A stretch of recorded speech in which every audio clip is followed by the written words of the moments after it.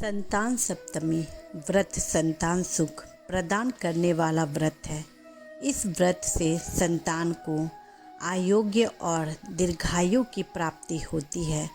भगवान श्री कृष्ण ने एक बार पांडु पुत्र युधिष्ठिर को भद्र मास की शुक्ल पक्ष की सप्तमी तिथि के महत्व को बताते हुए कहा था कि इस दिन व्रत करके सूर्य देव और लक्ष्मी नारायण की पूजा करने से संतान की प्राप्ति होती है।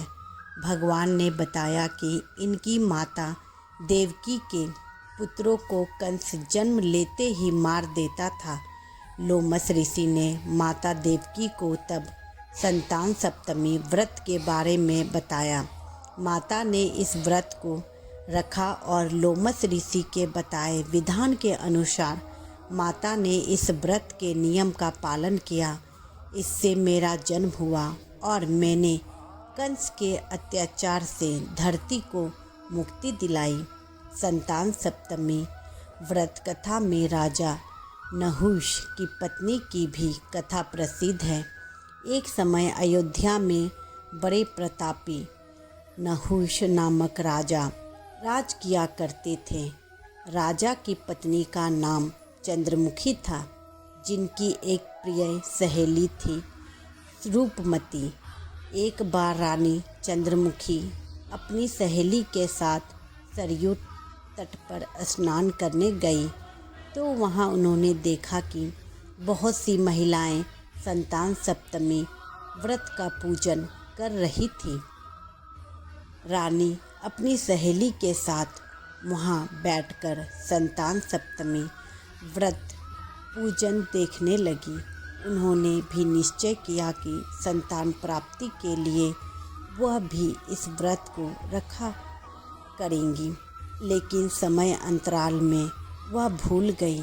समय का चक्र चलता रहा और रानी और उनकी सहेली देह त्याग कर परलोक चली गई। फिर इनका पशु समेत अनेक योनियों में जन्म हुआ और फिर उन्होंने अपने कर्मफल से मनुष्य शरीर प्राप्त किया।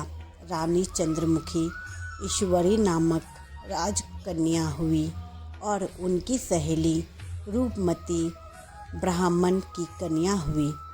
इस जन्म में रूपमती को अपने पूर्व जन्म की सभी बातें याद थी।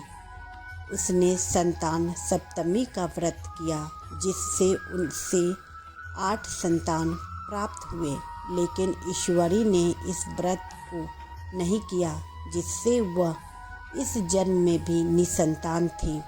रूपमती के पुत्रों को देखकर ईश्वरी को जलन होती थी और उसने कई बार उन्हें मारने का प्रयास किया, लेकिन वह असफल रही।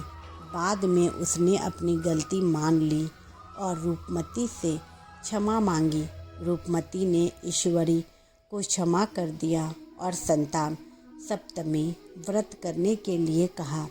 इस व्रत से ईश्वरी को भी संतान सुख की प्राप्ति हुई।